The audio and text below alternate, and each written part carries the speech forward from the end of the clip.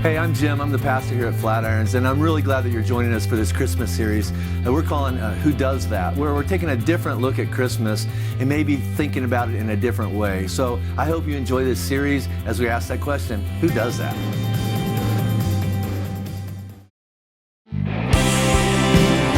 Hey, good morning, Flatirons. We're so glad you're here. Great to see you. Thanks for spending your morning with us. Let's stand up. Sing out joy to the world. Here we go. Joy to the world, the Lord is come. Let earth receive her King. Let every heart prepare him room. And heaven and nature sing. And heaven and nature sing. And heaven and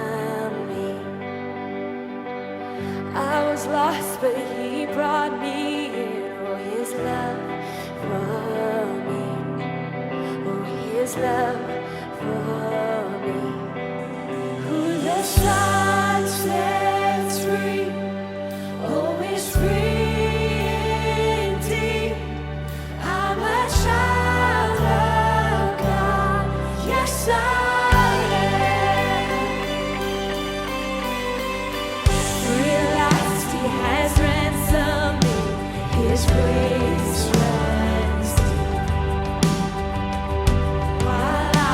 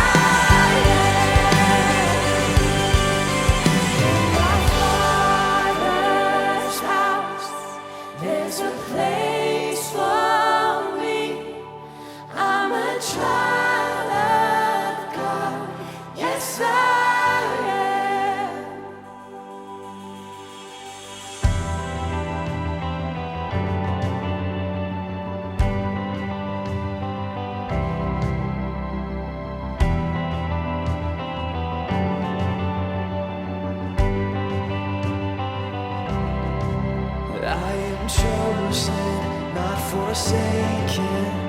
I am who you say I am. You are for me, not against me. I am who you say I am. I am chosen, not forsaken. I am who you say I am. You are for me, not against me. I am who you say. Come on, lift it up this morning, sing it. I am chosen, not forsaken. I am who you say I am. You are for me, not against me. I am who you say I am. I am chosen, not forsaken. I am who you say I am. You are for me, not against me. I am who you say I am. Oh, I am who you say I am. Yes, I am who you say I am. Who the Son sets free, oh, is free indeed. I'm a child of God. Yes, I am. In my Father's house, there's a place for me. I'm a child of God. Yes, I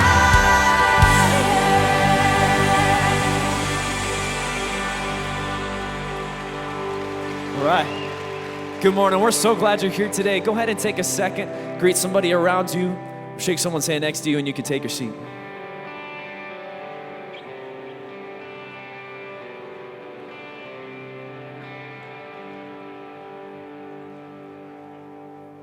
Good morning, guys. Hey, she's trying to hide back there, but Sarah is so good. I love her so much. She's so great. Yeah. Welcome. You guys feeling good? Yeah? I'm feeling great. I lost my cell phone, and then, I didn't have it for 12 hours, and I could feel brain cells regrowing. And guys, I read a book on accident, and I was just making plans to exercise, and my friend gave it back to me, so that's over. No big deal. But man, that felt great. I feel like Frodo now, though. It's like weighing me down again. But I'm glad you're here. It is Christmas. Merry Christmas, everybody. I can't wait for Christmas. Are you guys excited? Yeah, good. Hey, I got a bunch of stuff. I know you are. I got a bunch of stuff that I want to share with you guys. First thing's this. This time of year, I know a lot of you are seriously dating, and maybe you're thinking about getting engaged. Maybe there's a ring in the future in front of the Christmas tree. It's going to be a great time. We have a premarital class coming up. Perfect timing for you guys, all right? Jim was telling me every man in here is terrified right now. I get it, but I have to make the announcement. I'm sorry. So it's called One, and it's coming up on January 11th and 12th. It's an awesome, so if you're seriously dating, maybe you're already engaged, maybe you're thinking about getting married, all of those stations, so maybe you're going to get married in like a year or something, all of that's good. We do this a couple times a year. It's been a while since we did it, but it's really, really awesome. There is a cost involved with it. It's for materials, and there's something called the SYMBIS test, which is an acronym for something. I think the acronym is like, my wife wouldn't have married me if I took it. I think that's the acronym, but you guys, it really just helps you figure out your communication gaps and stuff that you're missing. It's a really, really great workshop, so I recommend jumping online, sign up for that thing if you're in that station of life. Everything else is Christmas related. I tried to make that one Christmas related, but it's not. So the first thing is this: our Christmas times, December 22nd, 23rd, are these. So we added at 2 o'clock on Saturdays, 2, 4, and 6, and Sunday at 9 and 11. For those of you online, we are streaming both the 9 and the 11 on Sunday, so you can check that out as well. And for all you guys, if you have people around the country, maybe they live in places like Florida or Texas or places I would never live, no offense online, but maybe you want to say, hey, it's my church, check it out, and you want to give them that link, please do so as well. So that is coming up really quick. Related to that is over in our kids ministry. If you have kids over there, when you pick them up today, they have Advent calendars for your family. So it's really, really cool. You can cut out each day has an activity and something for your family to read together. It did start yesterday. You can catch up on that day. They're totally free. Just go over there, pick them up. Really, really cool resource. If you don't have kids and you still want one, go ahead. We got extras. Go grab them, mail them to people, do whatever you want to do. It's a really awesome resource available today over there. Third thing, related to Christmas is if you missed it out in the lobby, our partners from around the world are selling handmade goods from their partners around the world out there for Christmas gifts. So you can go out there, see if anything catches your eye for something that a bunch of it's gone already. And so they had really cool Christmas cards. I think they're almost gone. So if you want to jump up and grab those right now while I'm talking, you can do that. I believe in this for one reason. Every penny goes back to what they're doing. So it's really cool stuff, and we're not making any money off of it. Every single penny goes right back to what they're doing around the world, and we really believe in every single one of them. Related to that, they're also out there with trip dates for 2019 and also internships with some of our partners. So if you want to connect with them right there in the middle of the lobby, please do that. The last thing related to missions is this. Our brand new missions wall is up. So if you go out here into the lobby and go right, leaving today, it's beautiful. It has all of our international and local partners. You can probably see it online at some point too, but I would love for you guys to go experience that and engage with all of our partners around the world and here locally too. Cool? Awesome. All right. Sarah's got one more song. I'm going to pray. I'm so glad you guys are here for this brand new series. So God, I just thank you as we come in here today. God, I thank you that you have a purpose and a reason for each one of us to be here. And so God, I pray that no matter where we are in life, if we're on top of the world and stuff is just going really well, or if we're at our lowest point and we can't even imagine how stuff would get worse, God, I pray that no matter where we fall in that today, whether we feel like you're close to us, whether we're just trying to figure out who you are, God, I pray that today we would give you this space and this time, just this hour that we sit in this room and hear what you put on Jim's heart for us in this season, this time. God, I pray for those out there online, wherever they might be. God, for those of us in this room, that we would experience something significant today that gives us hope in this season. God, we love you, we trust you, and we pray in Jesus' name. Amen.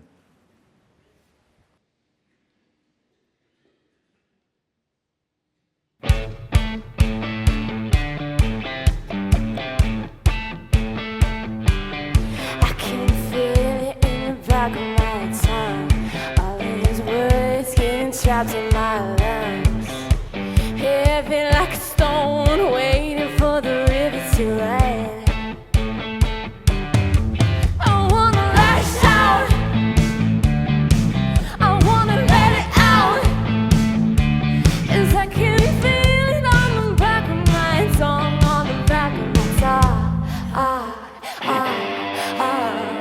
hard to hold this fire inside me. Sometimes it's finding hard to hold this fire inside me. It's not really like me to let go. I wanna let it out. I wanna lash out. I wanna lash out.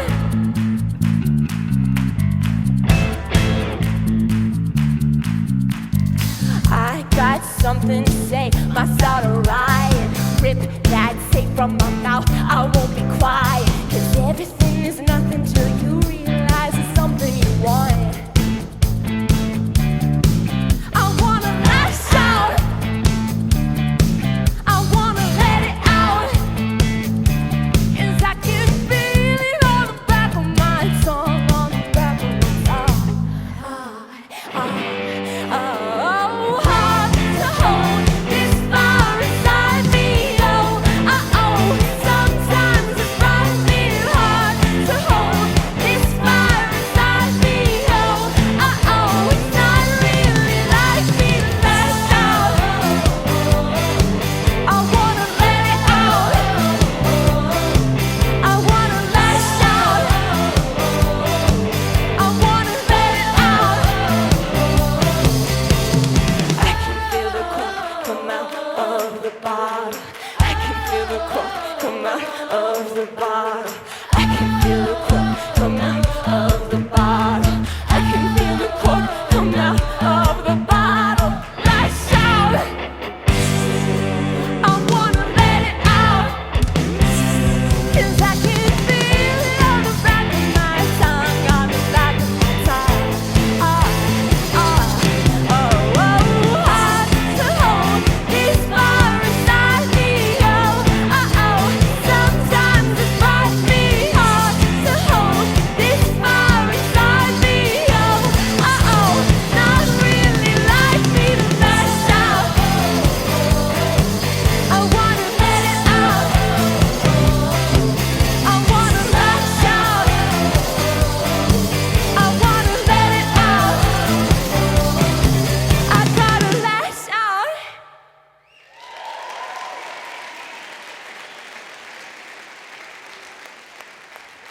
You ever hear a song and it just makes you feel old? Like that right there. That makes me wish I could dance and had hair. And I don't have either. I tried to move earlier. I pulled a muscle. It's bad. Yeah, sometimes you just feel old. And hey, just at all of our campuses, they just did that song. So just give it up for your band right now. That was me. That's good stuff. Yeah. So have you noticed like all the kids these days are wearing like holes in their jeans and stuff like that? And somebody came up to me the other day and went, "Hey, cool pants. Did you buy them?" I'm like, "No, they're just old. They're just wearing out. But I'm hip. Who knew?" All right. Hey, welcome to Flatirons. We're going to kick off a new series today for Christmas, but let me just kind of set up how I got to where we're going over the next month. So a couple weeks ago, I was gone 2 weekends in a row. I was actually in Spain, and I was visiting one of our international partners, Global Scope, and they're out in all of our lobbies, and there's internships available and all trips. It's a really great organization. They work with university students all over the world, and so I'm over there in Spain, and I actually went with another one of our global partners, James and Aaron Henderson. So the four of us met up in Spain, and we went over there and we were in Valencia, Spain, and we did like a mini retreat for the staff there that does the ministry there. But we had some time on the front end and on the back end to just do some fun stuff. And so God always teaches me great stuff when I'm on mission trips, and I come back and I share it, and you're all like, "Oh no, he's gonna be weird." So like this time though, God taught me about sangria. It's wonderful. It's a gift from the Lord, and it's deceptive though. Watch out, because it's like a big juice box, and they serve it in like pitchers with straws. And then I looked at my friend James and went, "Hey, I can't feel my face," and so be careful out there, kids. It's the holidays. And anyway, but he teaches me a lot of stuff. So we had some time in the front and the back to do some really, really cool stuff. And one of those things is, whenever you're in Europe, you always visit these cathedrals. And so there's this one cathedral in Spain, in Barcelona, that we went to, and it was just amazing. I mean, the picture just can't get it. It's been 150 years in the making, and it's not done yet.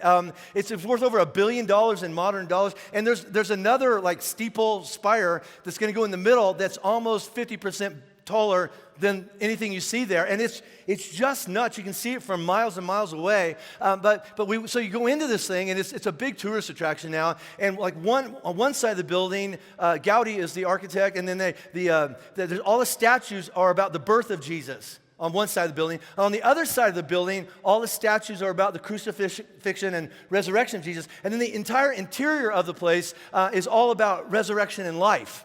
It's really, really, really cool. And it's so tall, all right? It's so tall that you go in there and they have tables with mirrors so you can look at the ceiling, because everybody's walking around like this and they just run into each other, and it's not good, all right? So everybody's it's just overwhelming, the stained glass, and I was conflicted too.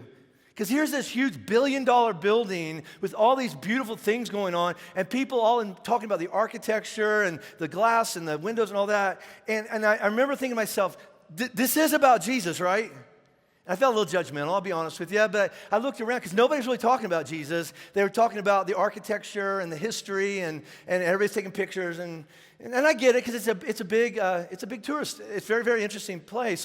But as we were leaving the building, and we'll get to Christmas, I promise. But as we were leaving the building, the doors that we went out, we were right in the middle of all these statues on the side of the building about the crucifixion of Jesus. And so everybody's like, before they leave the property, they're getting those final pictures. And we were doing the same thing. But I looked over, and there was this girl. A beautiful girl, probably in her 20s, and she was sitting on one of the statues, and she was having her boyfriend take her picture, like in a sexy pose, like, and that's my sexy pose, take it. All right, and somebody's gonna do a screen cap, and it's gonna be all over the world. I'm gonna go viral. All right, and but here's this girl in a sexy pose, and it's a statue, and I felt weird to me. All right, it just felt weird to me. It gets worse. And then I looked up at what statue she was actually leaning against, and she was doing a sexy pose against this statue. It's a pillar that has Jesus tied to it while they're scourging him. And I kind of looked at it, and I wanted to go and go, "You can't do that. This just feels wrong. You can't do that. Are you not paying attention to this?" And it really put me in a funk. I mean, it really did. I mean, like we walked off the property and we went down the street and we went to Five Guys Hamburger. There's one right next door to the cathedral. Oh, I love this world. Anyway, and so I'm in there, and I'm kind of in my head. I'm kind of in a funk. And James says, "Hey, what's up?" And I'm just sitting there, and I'm like, that felt weird. And it bothered me for a couple of hours. And as I'm walking around Barcelona, I had a kind of an aha moment. I don't have a lot of them, but I had a good one. And here's my aha moment. The same thing happened 2,000 years ago when that actually was going on. Like when Jesus was like tied to that pillar and people were whipping him, or when he was nailed to that cross, people were actually right in front of him throwing dice to see who won his stuff. And nobody cared. And nobody was paying attention. And here's the thing that just blows me away, that's going to get me to this title of this series, is that while Jesus was on that cross, or when he was tied to that pillar getting beaten and crucified, his response was to look down and go, Father, they don't know what they're doing. They have no idea what's going on. They have no idea what I am doing on their behalf. They don't even care. But I'm going to do it anyway. My question is, who does that? Who does that? And so I was in my head for a while, and I'll be honest, I was feeling kind of self-righteous. I'm a good person, and that girl's a horrible human being for leaning against that. And I'm walking around Barcelona, and then here's my like pop your spiritual bubble moment, all right? I'm walking down the street, and here's my second aha moment. I do that all the time. Well, here's what I mean by that. I claim that Jesus is the most important person in my life. I claim that what he did on a cross, and 3 days later rising from the dead, is the focus, the center of my life. I make a living out of standing on stages like this and saying, hey, let's live our lives with God now. In this life, not after we die and go someplace else and live forever. No, I mean, let's live every day of this life. Let's go to work with Jesus. Let's go to school with Jesus. Let's get married with Jesus. Let's go through our divorce with Jesus. Whatever we have to go through, let's do it with God, living like he's right here. But most of the time, I operate my life as if he's an afterthought. Like, oh yeah, I saw a picture. Or I heard a song or something, but the normal like pace of my day is like that. And so when it comes to Christmas, it probably just brings it out of me more than anything else. I mean, I would love to say, I am so spiritual that when anybody has said the word Christmas over the last couple months, I immediately go to, oh, thank you, Lord, for what you sent to us. That's not it. And most of the time over the last month, when people say Christmas, I go like, oh gosh, it's coming. Right, like I got so much to do. Like I got to put up decorations. If you come in my neighborhood and drive down my street, it looks like we hate Jesus. There's not one decoration up. There's not a light bulb. There's not a tree. There's not a wreath. There's not a reindeer. There's nothing. I haven't even raked my yard since Thanksgiving. I mean, it's a disaster. And it's like, oh, I got to put up decorations. I got to borrow someone's ladder, and the lights won't work. Right? And then oh, I got to go shopping. I hate to shop. Robin, can you just Amazon Christmas, please? All right, and can we do that? And then I got Christmas parties coming up, and I've got a Christmas series to plan. I've got all this stuff, everything I have to do between now and Christmas morning. And then I'll go, oh yeah. And thank you, Lord, for sending Jesus. And then I got to go shopping, right? I mean, it's just like, I just get caught up in all that. Now, the purpose of saying all that is not some guilt trip or anything like that. Although I think I need to pay attention to it in my life. But that does bring me to this series that we're going to do for the next 3 or 4 weeks. See, we're going to look at what Christmas is all about. And you'd expect that in a Christmas series. But here's what I want to do is I want to look even more importantly at why God did this. Why God sent Jesus to us? What kind of God would do that? Who does stuff like that? And the answer is going to be Jesus, right? So if you want to know what kind of God we have, we just got to look at Jesus. A guy named Paul, who wrote like the last fourth of the Bible, he says everything that you need to know about almighty, eternal, forever, infinite God, everything you need to know about God can be found, but just getting to know and looking in the face of Jesus, this is the kind of God we have, and this is the kind of stuff that he does. So here's where I want to go over the next several weeks, all right? Over the last 2 or 3 months, since Labor Day, we have, as a church, we've been unpacking just 3 chapters of the Bible. It's found in one of the biographies of Jesus, the Gospel of Matthew, chapter 5, 6, and 7. We made it halfway through 5, all right? And this Sermon on the Mount that Jesus gave out on the side of a mountain 2,000 years ago, we've been looking at that and unpacking and trying to answer some really big questions. And these are questions that every human being has all their lives, and it comes up a lot of different times. But the questions we're trying to answer is this: what kind of person do I want to be, and what kind of life do I want to live? We all have that question. And we all go, I want to be a good man or a good woman, and I want to have a fairly decent life, all right? But what does that mean, and how do you get it? And so what Jesus has been saying is, I have some thoughts on it, and I can actually tell you how to really achieve and experience what a good person is and how to live a good life. And so he basically says this: just follow me, just come with me. All right, and you don't have to have it all figured out anytime soon. Just take one step in my direction. And he said, living your life with him, he says, live your life with me in my kingdom. Go through life every day with me. Just get to know me.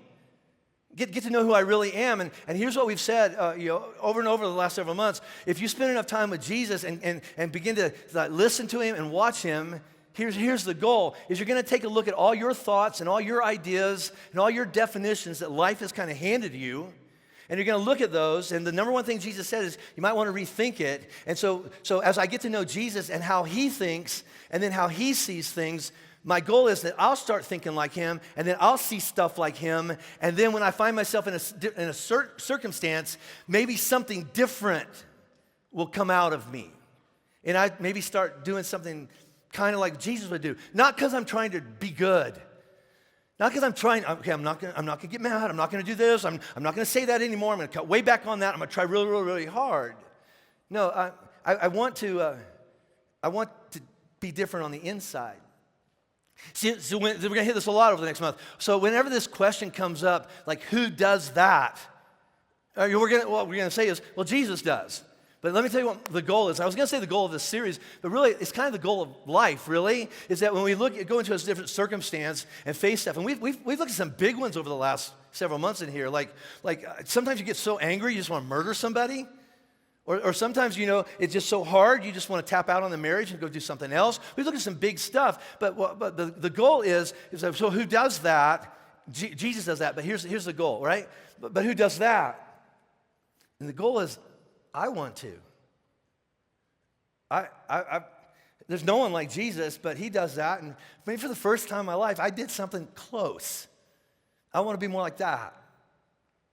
Right? That's my goals. And we're gonna have an assignment when we leave here, and it has to do with that. But most of us can hang with everything I've said so far, at least theoretical, that most of us would say, yeah, I wish I would get angry less, or I wish I would murder less and cut way back on the adultery. Most of us can hang with, yeah, that all makes sense. Until we get to what we're going to talk about today. What I want to look at today in this chapter 5, and then we're going to take a time out for January, but we'll come back to chapter 6 later. But what we're going to look at today is the part of, and I would even say the whole Bible, that I have my biggest problem with Jesus. And we all have some verses in the Bible where we go, I wish he hadn't said that. Some of us have entire pages. We whoop, I don't know what you're talking about, right? And so we just wish he hadn't said it. And this is at the top of the list. So when we come to the question, who does that? When we hear what Jesus throws out going, I want you to think about maybe living your life this way. My question is, who does what Jesus is about to describe is? Not me. I don't do that. I don't even want to do that. I think it's kind of dumb to even think about doing that. And I don't understand why Jesus would want me to do that. And so I'm going to give you what we're going to talk about over the next month. And even though you didn't know Jesus said it, you heard something about it somewhere else, most of us are going to sit there and going, yeah, I'm out. I don't want to do that. See if this sounds familiar. All right, here we go. So you've heard that it was said, eye for eye and tooth for tooth. But I tell you, do not resist an evil person. If someone slaps you on the right cheek, turn to him the other as well. Awesome. Right? If someone sues you and tries to take your tunic, your shirt, give him your coat as well. If someone forces you to go 1 mile with him, go with him 2 miles. It gets better. Give to the one who asks, and don't turn away from the one who wants to borrow money from you. Do you know my relatives? Right? How about this? You've heard that it was said, love your neighbor and hate your enemy. But I tell you, love your enemy and pray for those who persecute you, that you may be sons of your Father in heaven. He makes his sun rise on the evil and the good, sends rain on the righteous and the unrighteous. If you love only those who love you, what reward do you get? Do not even tax collectors do that? And tax collectors in this culture would be translated traitors and terrorists. Do not even terrorists like people who like them? Where's the reward in that? And if you only greet your brothers, people that like agree with you on everything, how's that any different than others? Do not even pagans do that? And culturally today it would be like people don't have anything to do with God. They do that. Then he caps it with this awesome thing. Be perfect, therefore, as your Father God in heaven is perfect. Now here's why, all right? Here's why, and I think I'm speaking for most of us. Here's why for most of us, our first response to all that is, who does that? Not me. There's no way I want to ever do that. There's several reasons, at least for my life, where I hear Jesus say that, going, I have no interest in that. The first reason would be this. It's just not realistic. Right? I mean, you're thinking that. In today's world, if you try to embrace that as the way you live your life, someone wants to borrow from you and you're like, here, all right? And someone smacks you and you just like, it's okay, right? Listen, it won't work. Not in today's world, all right? I mean, if I do that, Jesus, here's what's going to happen. I'm going to get run over. I'm going to get ripped off. I'm going to get taken advantage of. I'm going to be a doormat. That sounds appealing. So I don't really want to do it. The second reason, it's related to the first, is that whenever we hear Jesus say stuff like that, we do what we always do. We just assume that he's saying, here's a rule you must do in order for me to love you or something like that. Jesus is passing out more laws and rules. And if I follow his rules and laws, and this is why this has been a deal breaker for a lot of people going, I don't want to do this. If I do that, I will be a weak person, a passive person, a wussified person. I won't be able to protect the things that are most dear to me, and I don't understand why Jesus wants me to do that. See, here's what we do, okay? When we hear, like turn the other cheek or whatever that is, here's what I do, and I think I speak again for a lot of us. We hear that, and then we make up a story in our head that starts with, so Jesus, are you saying, and then we go way out. Like when I hear Jesus say, someone smacks you, turn the other cheek, here's where I go. So Jesus, are you saying that if someone were to break into my house in the middle of the night, and start, like, they have guns, and they're going to come in, they're going to take my stuff, and they're going to go upstairs, and they're going to murder or rape my family? Are you saying that I'm supposed to, like, stand in the corner and just pray for them? Go in peace. Can I pick up that TV for you? I mean, is that what you're saying I'm supposed to do? Because I'm not going to do that. And I don't understand why Jesus would ever expect anybody to do that. And so just in case you're gathering your things and head for the door, let me make it clear. That is not what Jesus is teaching here. Now, it is what I was taught when I was a kid. If you love Jesus, you just get out of the way. Now, I'm not going to sign up for that. See, here's the thing, the important thing to remember here. None of what we're going to look at over the next month makes any sense. It doesn't seem reasonable. It's not realistic if you just look at it in isolation. And most of the time, I've always heard this taught just jerked out of context and going, okay, it's going to stand alone. It doesn't stand alone. All right, remember this? Everything Jesus teaches, especially some of the really hard stuff, it doesn't make any sense unless you remember it's built on something he has already said that's foundation to this. And if you take away the foundation, it falls apart. So here's what we've been looking at over the last several months that will put this a little bit in context. So what Jesus has been doing, and this is what he did of the whole 3 years he was teaching, is he's been describing what happens when a person begins to live their everyday life. Not their religious life, not their church life. Like get up in the morning and go to school and go to work and go on dates and go shopping at the mall. You do all that with God. And the result is if you spend enough time with Jesus, he rubs off on you and it changes the kind of person you are on the inside. And that's what he's concerned about. I guess I could sum up the last 3 or 4 months with this. Jesus is more concerned with the kind of person that you are. He's more concerned with that than the things that you are doing, right or wrong. He's certainly concerned about this, but unless we pay attention to this is a moot point. But this is what all religion seems to care about, or church. This is how I was raised in church. It didn't have anything to do with what was going on inside. It's like, did you do that right? Did you do that wrong? Did you go to that movie? Did you drink that? Were you with her? Whatever that is, it was rules and regulations. And if all you do is focus on what you're doing on the outside and ignore what's going on the inside, most of us are strong enough, we can pull it off for a while. We can act nice. I'm not going to lose my temper. I'm not going to say it again, whatever that. We're going to grit our teeth and we're going to gut our way through it. Some of us are so strong, we can make it weeks, months, years, and try to control what's going on the outside. But then the day comes, and we've all had that day, where somebody pushes our button or pulls our trigger, and then, what's really inside that never got changed comes out and lands and flattens everybody around. And we look in the mirror and go, see, you'll never change. Because nothing changed on the inside. So that's the first thing. The second thing is this, that we got to remember is this, is that Jesus didn't, and he says this over and over, he didn't come to pass out more rules. He says it over and over, I did not come to throw more religious junk at you that you're not going to do either. You have enough. That's not what I've been teaching the whole time. What Jesus is doing here is the same thing he's been doing, and it's not, he's saying, I'm not just going to look at what you're doing right or wrong. I want to look at I want to look at what's going on in your heart. Right? The way we've been looking at it is, so that happened, right? That happened. You got slapped. We're going to look at that here, right? That happened. I want to go way upstream, remember this metaphor, and see what's been happening over the weeks, months, and decades that finally landed to you and I just going at it. I want to look at that, because if that doesn't change, it's just going to be more of that, right? We're not going to just look at behaviors. We're going to ask what's going on in a person's heart. Because, again, we got to be honest, all right? In the moment, we keep doing that. And there's something inside us that if I do that, it will get me what I want or it'll get me what I feel like I need.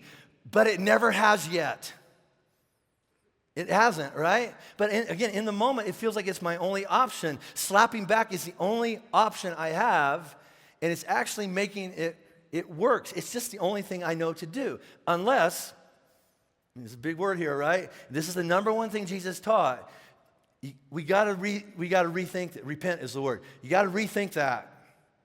You got to rethink how you think about everything, because maybe there's something else going on here that you need to look at. Does that make sense? So here's what I want to look at, 2 verses again. That speaking as a man, these are the things that say I don't know if I want to be a Christian. These are the deal breakers that say no, I'll do this other stuff. I don't know if I can do this. So let's look at two of the, for me, are the hardest verses in the entire Bible. And we already looked at them. Let's just tear them apart a little bit. So you've heard it said, so Jesus is going to give the religious rule, then he's going to give a better option, right? So you've heard that it was said, eye for eye and tooth for tooth. But I tell you, here's a better way, do not resist an evil person. If someone strikes you on the right cheek, turn to him the other as well. And so I want to be a good person. I want a good life. And Jesus says there's 2 ways to do that.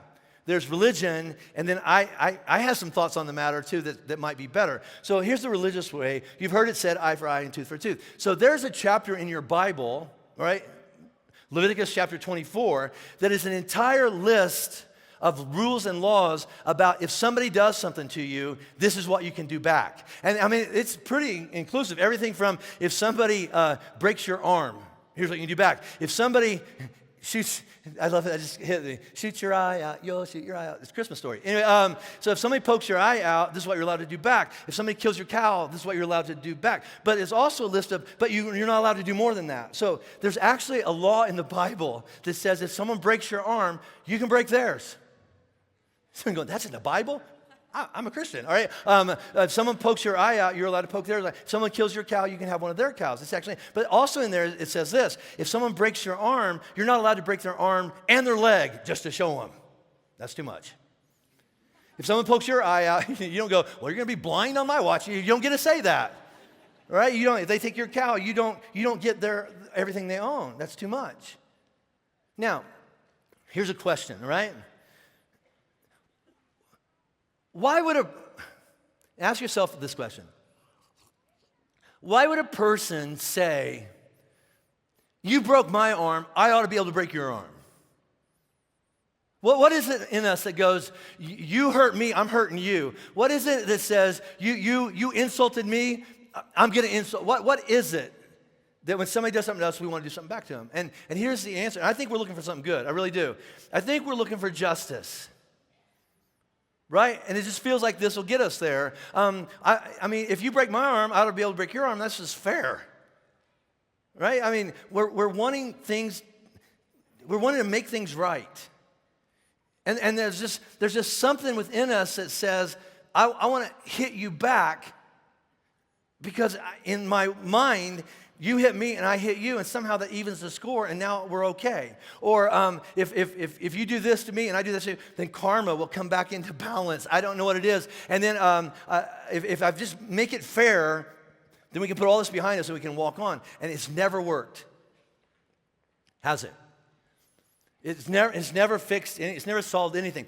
And after it doesn't make you feel better eventually. Let's be honest though. It does a little bit. If someone hits me and I go, oh yeah, how about this? And boom, and I hit them back, it feels kind of good. Right? Yeah, so damn. And then I walk away. But then later in the day, here's what I realized. Well, that didn't help.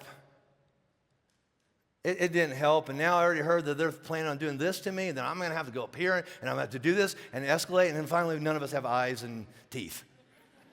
Right? I mean, it just keeps on going. So we're talking about getting slapped and insulted and stuff like that. So let's get to the heart of what's really going on, because let's see if something might change inside of us so that something different might come out. Now, before I do that, again, this is just a part of the Bible that's been taught horribly, so let me tell you what this doesn't mean. Okay? This whole, if someone slaps you or attacks you or whatever, then turn the other cheek. He's not talking or applying this to government policies and what countries ought to do if another country does that to them. He's not talking about like the military or police agencies about how they ought to operate out there. So he's not talking about if your country gets invaded by another country, you just stand by and turn the other cheek. He's not, no. He's not saying, hey, cops, all right, listen, if you're out there and someone's shooting at you, just pray for them and let them shoot you in the other side of your face. No. Okay, as a matter of fact, let me give you two verses, all right, you can look up later. In Romans chapter 13, a guy named Paul, he says this. He says that, and if you work for any government agency, you need to pay attention to this, all right? He says that governments are actually charged by God and will be held accountable by God to provide and protect the people within their established borders. You hear that? God has put authority in charge and will hold them responsible for taking care of the people within their established borders. When I say borders, don't worry about it. I'm not getting political. I'm just saying we all have a scope of responsibility that we've been charged to take care of. So it's not standing out there and being, passive. It also applies, please hear this, all right? It also applies, Jesus is not talking about our role as leader and protector of our family. He's not saying you need to be passive when it comes to protecting your family or your children. Paul writes this to a guy named Timothy. He says, a person that does not provide and protect for their family, especially the people living under their roof, this is what he says, you're worse than an unbeliever. Right? So you're worse. So this has nothing to do with if somebody breaks into your house and starts to take your stuff or start to hurt your family, your only option is to stand over by the fireplace and just pray for them. Not going to happen. Not in my house. I'll just be really honest with you. This is going to give me so many emails, and I'm looking forward to them. If you break into my house in the middle of the night and try to hurt my family, you're leaving in a bag. I'm that guy. And I have a lot of them, all right? That's all I'm saying. And if that hurts your feelings, I don't care, all right? So here's what I'm saying.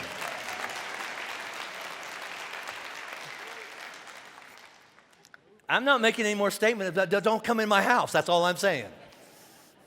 Anyway, all right, let's go on. All right, so then that's what Jesus is talking about. What is Jesus talking about? Well, let me put it in the form of a question and see if we can get there, right? How about this? We're asking this question, right? What kind of person I want to be. So what kind of person immediately punches back whenever they get punched?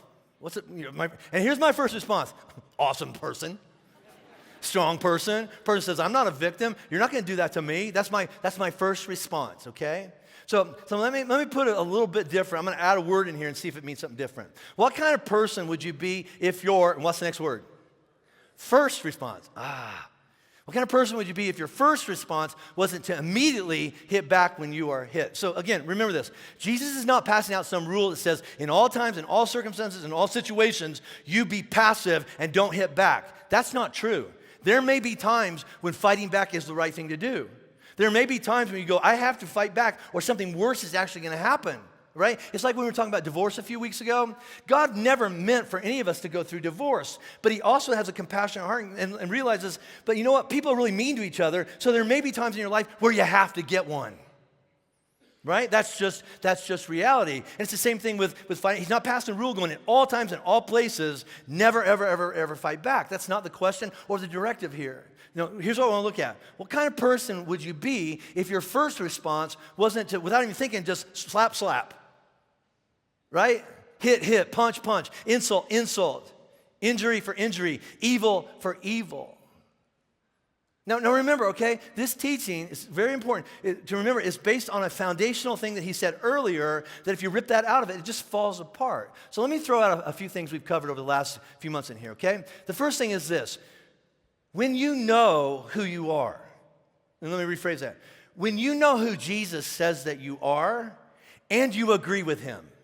We just sang that song at all of our campuses, all right? I am who you say I am. I'm not my past. I'm not the thing I've been holding on to for all my life. I'm not what my husband, wife said about me. I'm not who my bad dad defined me. I'm not what they said at school about me. That's not who I am. I used to think that, but you know what? I let go of that. I'm rethinking it. I'm holding on to what Jesus says. I agree with who Jesus says I am. So now, you know what? When you do that to me and when you say that to me, all right, I have nothing to prove anymore.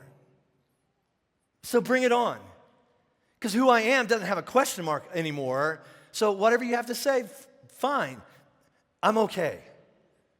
I don't have to prove anything by doing something back to you. How about this? Does this sound familiar? How about, blessed are those who hunger and thirst for righteousness. And what Jesus is talking about, you have this ache in your stomach going, that's not right, and I've done everything I can to make it right, and I don't know how to do it. Well, in the kingdom, Jesus says, you'll be satisfied. Outside the kingdom, on your own, you're just going to be fighting. Insult for insult, punch for punch, pain for pain. Until again, it just escalates out. He says, but Jesus says this, in the kingdom, he'll look at us and go, you've done everything you know to do. Let me take it from here. I'll satisfy the thing. It doesn't matter if you beat up the whole world. You're not going to be satisfied, but I got it. Or how about this? Blessed are you when people insult you, persecute you, and say all kinds of evil against you on account of me. And we've all been there. We're out there trying to do the right thing. We came in here, one of our campuses, and we looked at our marriage, we looked at our kids, we looked at our parents, we looked at a really important relationship, and we walked out of here going, I'm going to try it. And you did, and you know what? You got the stuff beat out of you. You got lied about, you got attacked. People said the worst things about you, and you're just trying to do the right thing for yourself and for your family, and people came after you. And Jesus' response is, oh, buddy, me too. I get it. But I'm with you. You're going to be all right. All right? Or how about this? In the kingdom, my identity and worth, not at stake. I have nothing to prove.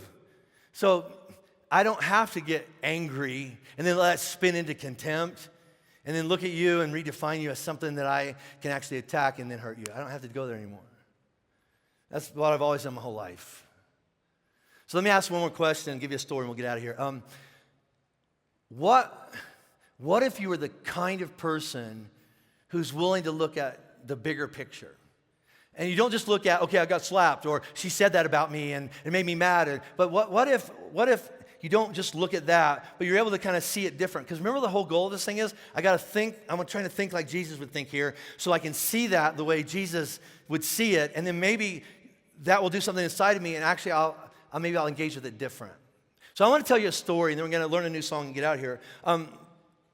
So I got to give some disclaimers on it. So I'm going to tell a story about something I did right. Now, time out, okay?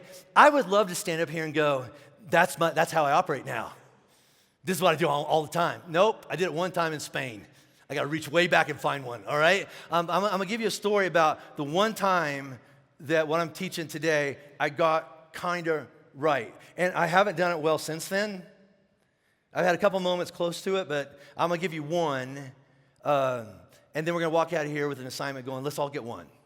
All right, that's it. Okay, so I was in Spain a few weeks ago, and I'm working with Global Scope, this college ministry over there in Spain. And so it's all made up of, the staff is all made up of like 20-somethings, and they're all young and just really like on fire and stuff like that. And there's this one guy on their staff, and I'm going to call him Bob because I didn't get permission to tell a story, so his name's Bob. It's not really his name. But anyway, but Bob's on their staff, and he's annoying as heck. I mean, he just rubs everybody the wrong way. He's sarcastic. He's cynical. He has really, really, sharp, humor. And everybody loves him. They go, "That's just Bob. He's annoying." All right, but everybody loves him. But anyway, so I was getting to know Bob a little bit over there, and I've come to find out he grew up in a church that I actually know that church, and I actually know his pastor. We went to the same college together, but he has a lot of baggage with church. So the church he grew up in, he just described it, it's just total hypocrisy, and they would say one thing and they would do a lot of some other things. And so he hates pastors, and he especially hates pastors of big churches. So we're going to do great, right? But over those 3 days, he just kept trying to push my buttons. He was just like, yeah, what about this? What about that? And then he did this like 10 times a day. He would remind me of how old I am. What do you mean? He'd go like, that's because you're old. Or you're almost dead. You know, it's really soothing, relationship building things. So kids, file this away. Doesn't work. All right? So anyway, but he kept on just pushing. And he's like, and he had a problem with Flatirons. Like, it's so big. And what he's looking for is, what's your line of hypocrisy? Because there's no way you can do something like this without watering it down or, telling a half-truth. And so he's trying to find that place where he can go, see, you're a hypocrite like all the rest of them. Now, I can be honest with you, my typical response when people come after me, but especially when they come after Flatirons, is I have a very short fuse, and I get mad fast. And so here's the other thing is, there's several times in that week that I thought to myself, I have the verbal and theological skills to flatten you. All right? And there's several times I want to put this little piece of crap back in his lane. Pray for me. I didn't say I was a good person. There's a good thing in here. Just wait for it, all right? I could have done it, but this time I didn't. I don't know why I didn't. Sangria, I assume. But anyway, so he just keeps punching. And then on the last night, we were back at the hotel, and so he kept on pushing, and he brought up my wife, Robin. Yeah, wait, all right? And so we're sitting there around the table, and he says, like Robin, and I guess he knows about us, and he says, I know her story, she's bipolar, and she has migraine headaches, and she's had a lot of illnesses. How do you get up there and tell her story? That's not your story. That's her story. How do you have a right to tell her story? And I went, time out, buddy. We've been married 35 years. We've done some crap together. It's our story. Yeah, but it's really her story, and how can you really relate how hard that is? And I do my best. I'll stand up here, and you guys have heard me say this before. There are seasons of our life and of our marriage where I have come home and I have found Robin between the bed and the wall, banging her head against the wall, asking God, please kill me, because if you'll just kill me, everybody's life gets easier and better. Right? And some of us have been there. And here's Jim's response. There's the good response where I look and go, oh, babe, it's going to be okay. We'll get through this together. Then there's the other response I don't say out loud where I go, you got a point. You're right. Sometimes it just feels like if this is just all over, right? And he goes, you say that? I went, yeah, I do. And he still didn't believe me. He just kept pushing. And finally, another guy at the table goes, hey, Bob, not his name. Hey, Bob, this is about you. This isn't about Jim. This is about Robin. This is not about Flatirons. And then he said something I didn't understand. Is this about your sister? And I'm lost now. And then Bob says, probably. I find out Bob's sister, bipolar, and committed suicide 10 years ago. Right? And then it all made sense. All the anger, all the resentment, all the slapping and punching and insults being thrown my way had nothing to do with me. He's mad at God. He's really disappointed in a church that didn't care. And he's just angry at life. Right? It's at the bottom, can you see what's going on? Yeah. Why did God take care of you all and not my sister? You ever had that prayer? And then you know what? All the anger, it just made sense. And all the anger left the room, and all I felt for him was love. And I reached across the table and grabbed his hand and go, buddy, I love you. And here come the tears. Right? I got it right one time. But what if I hadn't? What if I hit back? And here's the answer. I would have won the battle and lost the war. What's the war? Bob had gotten up from that table and gone out and hated God more. Been done with church and pointed at me and said, there's one more example of why I can't do this anymore. Right? You got to see stuff different. You got to think different. Did it one time. I want us to get one under our belt this week. So I started with this story of here's Jesus right here in a manger, on a cross, whatever that is, and we live our lives right in front of him, and we miss him all the time. And Jesus knew it would happen. And he says, but you're worth it anyway. I'm going to do it anyway. Who does that? Well, Jesus. So I want to be that kind of person. I can't be him. I want to move that direction, though. So here's what I'm going to ask you to think about. Would you consider, in light of, we don't have it all figured out, but that seems like a better response than what normally I do. Would you maybe, because I'm not a prophet, but let me tell you what's going to happen this week. People are going to insult you, persecute you, say all kinds of evil against you. Some of us are going to get slapped around, either verbally or emotionally, some of us physically. And our first response is to just go back and pay them back. And it makes sense sometimes. But here's what I'm just saying. Before we do that, would you be willing this week to just take a breath and step back? And I got to think about this different before I do what I always do. And I want to look and see if something else is going on. And then do what you have to do.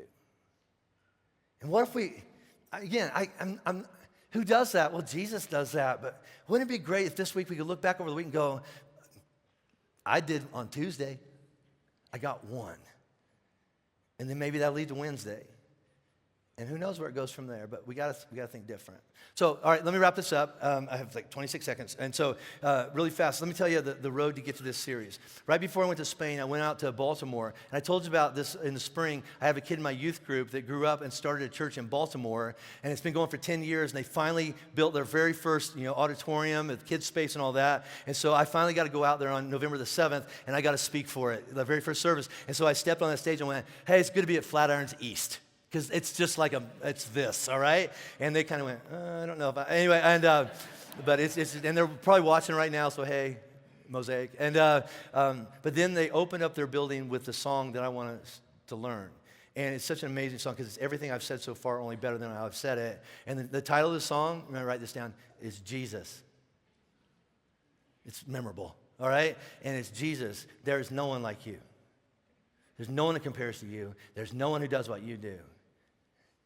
But I want to move that direction. So as we teach you this song at all of our campuses, whenever it becomes your song, you can sit, you can stand.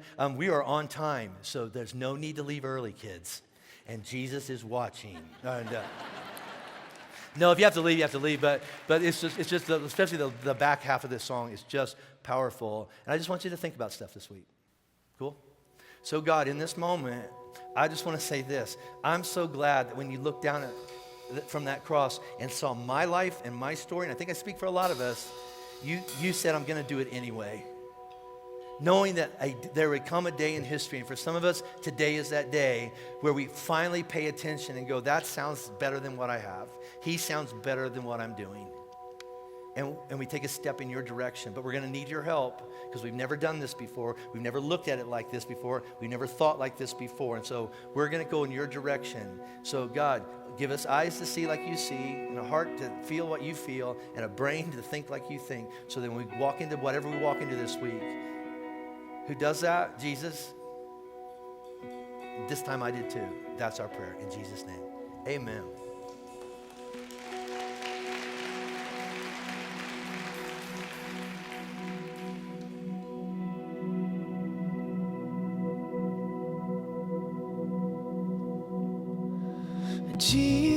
Jesus, there is no other like you. Jesus, there is no one beside you. Jesus, there is no other I adore.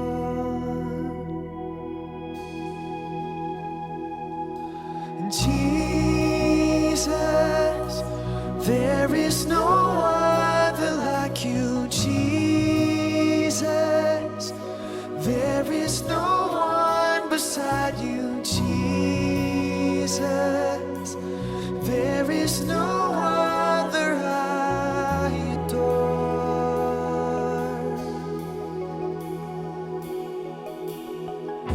You hold healing in your hands, where the scars from nails reside. From your head and down your brow flows the blood that gives us life.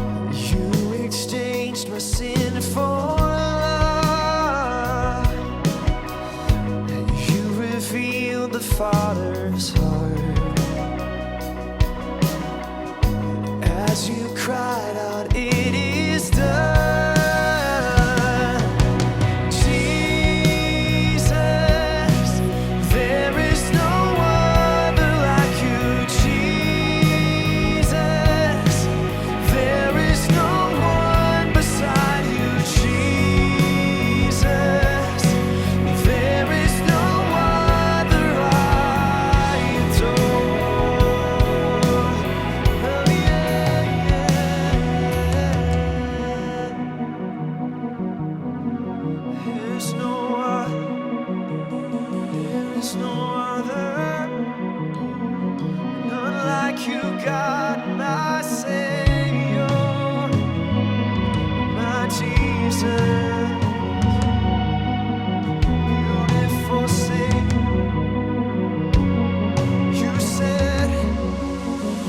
You said to all my sin and shame, forgiven. You said that you would rise again. You're risen. You said that you would come again. You're coming soon. We wait for you. Oh yes, we wait. You said to all my sin and shame, forgiven. You said that you would rise again.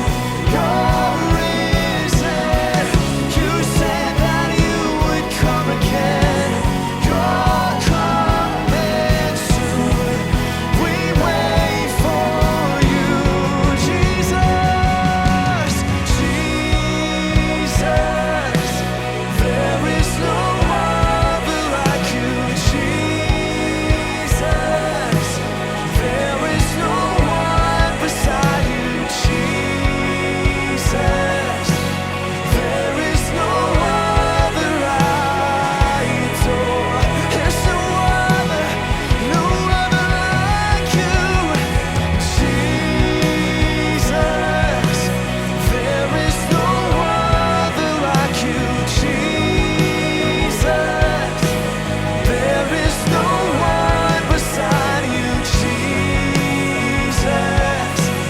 There is no other I adore.